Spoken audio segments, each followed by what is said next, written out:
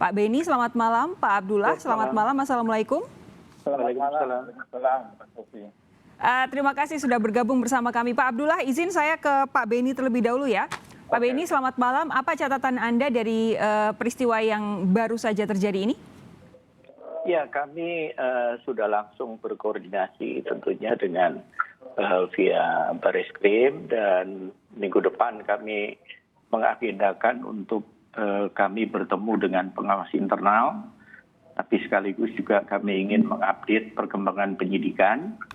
Nah, di satu sisi memang dengan berkurangnya satu orang yang dalam status terduga pelaku, ini tentunya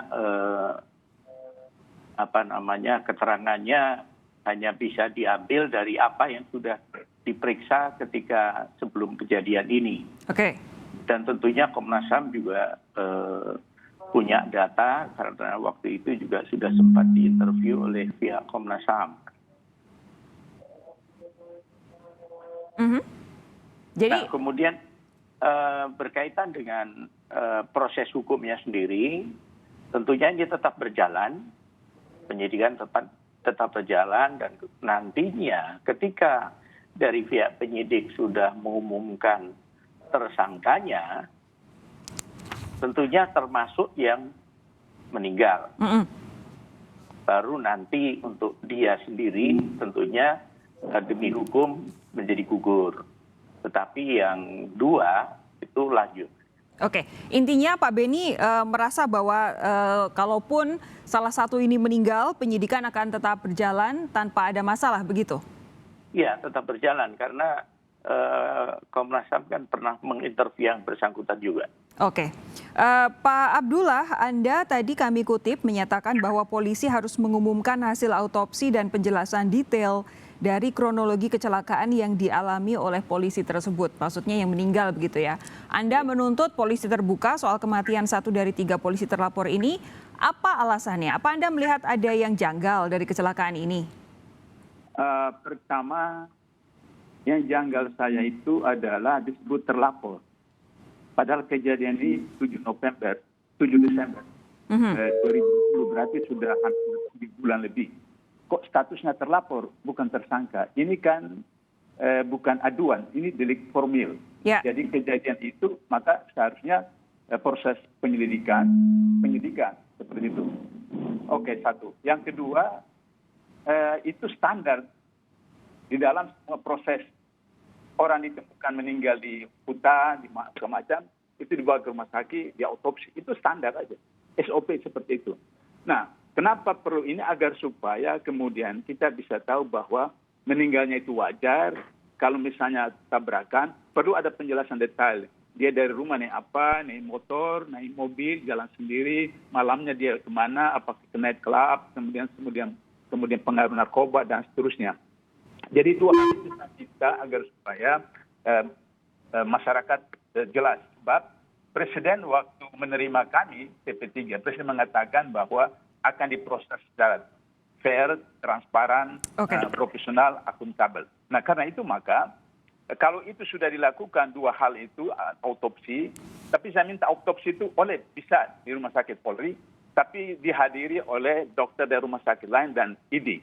Ya, supaya betul-betul nanti itu hasil autopsi itu netral dan kemudian profesional. Tapi silakan dilanjutkan, Pak Abdullah.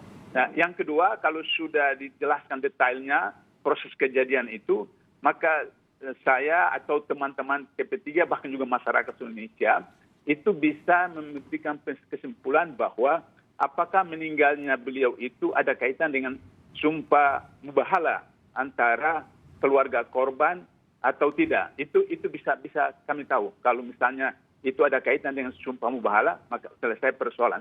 Tapi kalau tidak ada kaitan dengan sumpah mubahalah, maka kemudian timbul pertanyaan, apakah ini ada skenario untuk kemudian menghilangkan saksi mahkota atau menghilangkan saksi mata atau menghilangkan pelaku Oke. sehingga kemudian mengaburkan proses penyidikan seterusnya. Itu Oke, pemikiran Pak Abdullah sudah saya catat, tapi saya sebelum minta respons dari Pak Beni, saya mau tahu dulu Pak Abdullah, untuk info mengenai kematian akibat kecelakaan ini, kapan sih diterima oleh tim TP3? Nah, belum ada. Kita cuma dari medsos saja hari ini seperti itu. Jadi Hari ini ya?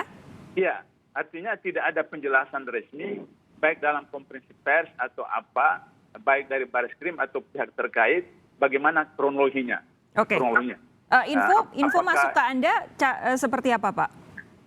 Ya, jadi misalnya kecelakaan sendiri. Oke, kecelakaan sendiri itu dia naik motor, dia naik mobil, dalam mobil itu dia sendiri, naik motor dia sendiri, dari rumah dari mana, malamnya dia buat apa, sebab ini apa namanya, rentetan-rentetannya untuk bisa kita tentukan matinya wajar atau tidak wajar. Nah, itulah kemudian finishingnya adalah di apa namanya autopsi itu seperti itu. Karena ini adalah salah satu saksi mahkota begitu ya. Pak Beni, Betul, ya. Kecurigaan yang disampaikan oleh Pak Abdullah dari TP3, apakah Anda bisa menerima kecurigaan ini? Sah-sah saja kan kalau curiga itu. Tetapi yang jelas apa yang disampaikan oleh Pak Abdullah itu nantinya harus masuk di berkas. Otopsinya harus masuk di berkas, kemudian rangkaian kejadian kecelakaannya itu juga harus dijelaskan di sana. Jadi penyebab kematiannya apa, peristiwanya apa, itu masuk nanti juga di berkas. Jadi jangan khawatir kalau itu pengalaman kami menangani kasus-kasus seperti ini itu harus ketika nanti akan menetapkan. Itu pengalaman itu betul Pak. Cuma ada pengalaman lain lagi. Kasus Novel Baswedan, mata kirinya buta total, mata kanan tinggal 30%, harus pakai alat bantu. Kemudian di pengadilan, baik polisi maupun jaksa mengatakan bahwa mereka dituntut dengan hukuman cuma setahun setengah karena tidak punya niat jahat. Logika apa yang digunakan bahwa orang dari mana, dari rumah di mana bawa air raksa, datang ke masjid kemudian disiram, tidak punya niat jahat, tidak punya mensria. Itu logika hukum dari mana? Nah, kemudian dijatuhi hukuman setahun dan setahun setengah.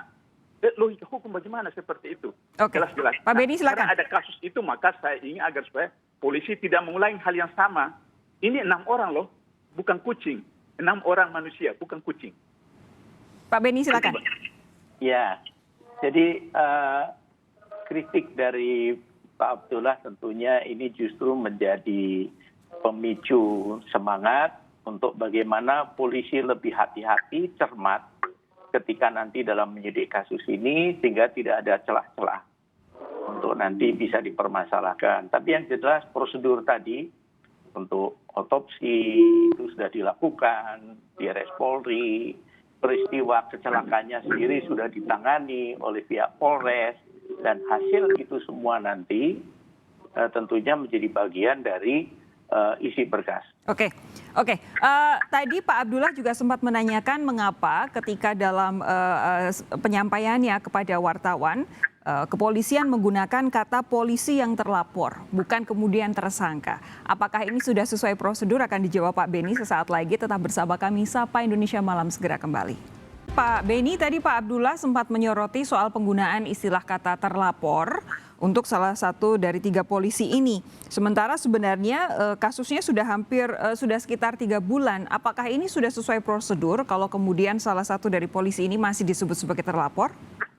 Ya, dalam banyak kasus ya, apakah oleh Polri, Kejaksaan, KPK ketika menaikkan status menjadi penyidikan, ada yang tidak serta-merta mengumumkan, menyampaikan tersangkanya.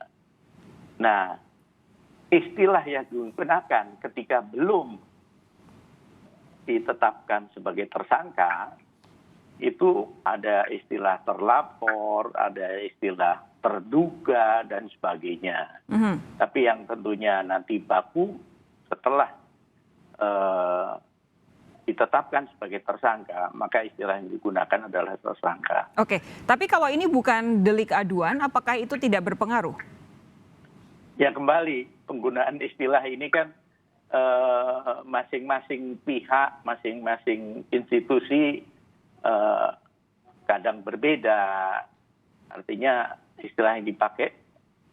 Artinya begini, mewakili orang yang nantinya dimintain pertanggungan jawab lah, kira-kira gitu. Oke, Pak Abdullah, apakah Anda puas dengan paparan Pak Beni?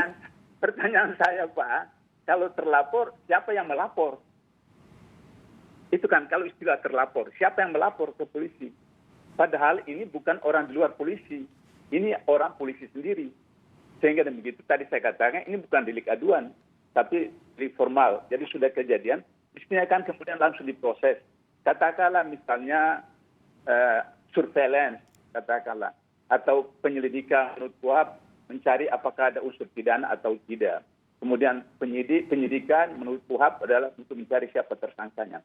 Nah ini persoalan sudah 3 bulan lebih, itu kemudian orang yang sudah meninggal, 6 orang itu ditetapkan tersangka, tapi ini yang jelas-jelas sebagai pelaku masih terlapor. Ini juga aneh kan seperti itu. Oke. Jadi ya, itu yang persoalan. Tapi Pak Abdullah, menurut Anda waktu 3 bulan untuk kasus seperti ini, sementara para pelakunya, terduga pelakunya atau terlapor ini belum menjadi tersangka, apa yang bisa Anda sampaikan? Karena itu kalau misalnya karena tenaga dari penyidik di Barreskrim menjadi masalah, saya sarankan pakai mantan penyidik KPK. Saya yakin betul. 8 tahun saya di KPK, saya tahu bagaimana kualitas. Kenapa Anda bicara seperti itu, Pak Abdullah? Artinya bahwa mereka kan sekarang sudah banyak di Barreskrim, penyidik KPK itu. Jadi mereka punya kompetensi, punya skill, dan punya integritas. Yang ketiga yang menjadi penting, punya integritas. Nah mereka punya kemampuan untuk bisa melakukan apa saja. Apakah surveillance, apakah investigation report, dan seterusnya. Sehingga kemudian mereka bisa menemukan dalam waktu. Pak Abdullah meragukan kemampuan penyidikan polisi? Bukan kemampuan penyidikan, tapi yang saya katakan itu faktor ketiga, soal integritas itu. Yang tadi saya kasih contoh, kasus Novel Baswedan itu. Itu kan, ya Allah, saya sudah pernah ke rumahnya, saya datang ke masjidnya seperti itu, saya lihat. Di masjid itu ada CCTV, Mbak. Di masjid itu ada CCTV. Jadi karena itu maka saya mengerti kenapa Novel kasihan kepada pelaku itu. Nah, jadi oleh karena itu maka, katakanlah misalnya, Komnas HAM merekomendasikan 2 mobil. Nah, ini kan bisa dilacak. Mobil ini siapa? Mobil polisi atau bukan mobil polisi? Nah, saya kemukakan untuk menyelamatkan nama baik institusi polisi. Saya khawatir ini institusi polisi dikorbankan pihak lain. Karena 2 mobil itu tidak jelas mobil siapa seperti itu. Nah, ini yang direkomendasikan oleh Komnas HAM. Saya berpikir bahwa kalau mantan penyidik KPK ditugaskan, mereka bisa tahu. Pak Beni, ini yang jadi sorotan selanjutnya dari Pak Abdullah adalah soal integritas. Apa yang bisa Anda sampaikan? Ya, yang pertama justru saya ingin menyarankan kepada Pak Abdullah, kan sudah disampaikan katanya punya bukti baru, katanya punya data, bla bla. Ini sebaiknya disampaikan sekarang supaya nanti saya ngawal. Kalau perlu kita sama-sama kawal. Oke. Karena apa? Ini proses sedang berjalan. Siapa tahu nanti tersangkanya jadi bertambah. Jadi ruang ini sangat dibuka oleh Polri dan saya karena mantan penyidik. Jadi sangat berterima kasih seandainya masyarakat ada yang memberi data, informasi tambahan supaya penyelesaian kasus ini bisa secara tuntas, komprehensif. Yang berikutnya, saya juga menyarankan pada Polri untuk penyidikannya ini lengkap, juga menyangkut masalah senjata. Senjata yang disita di TKP itu juga perlu diusut, asal-usulnya dari mana dan sebagainya. Sehingga nanti tuntas. Oke, Pak Abdullah silakan.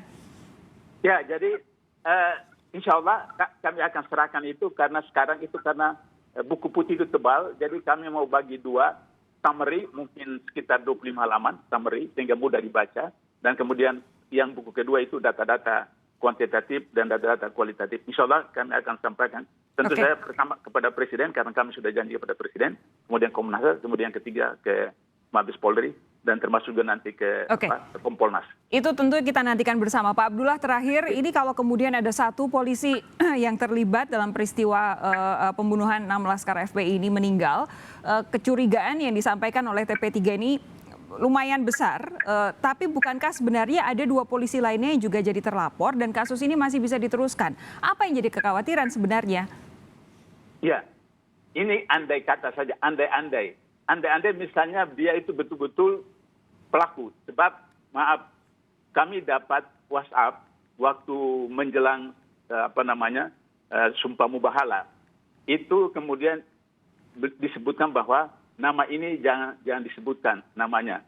Dia mau datang untuk ikut Sumpah Mubahala. Dia sudah sadar, dia mau minta maaf dari keluarga seperti itu. Nah, jadi oleh karena itu maka kemudian tadi saya katakan kenapa perlu autopsi yang independen, kemudian kronologi persoalan itu secara jelas, sehingga kami bisa menyimpulkan ini betul-betul kecelakaan. Bukan kaitannya dengan soal Sumpah Mubahala. Oke. Yang jelas tadi sudah disampaikan oleh Pak Beni dari Kompolnas bahwa Pak Beni meyakini penyidikan akan tetap berjalan ya, walaupun ada satu terlapor yang meninggal karena kecelakaan tunggal. Begitu ya Pak Beni ya? Oke. Pak Beni, Pak Abdullah, terima kasih sudah meluangkan waktu untuk Sapa Indonesia Malam. Sehat terus. Kita jumpa lagi lain waktu. Selamat malam. Wassalamualaikum warahmatullahi wabarakatuh.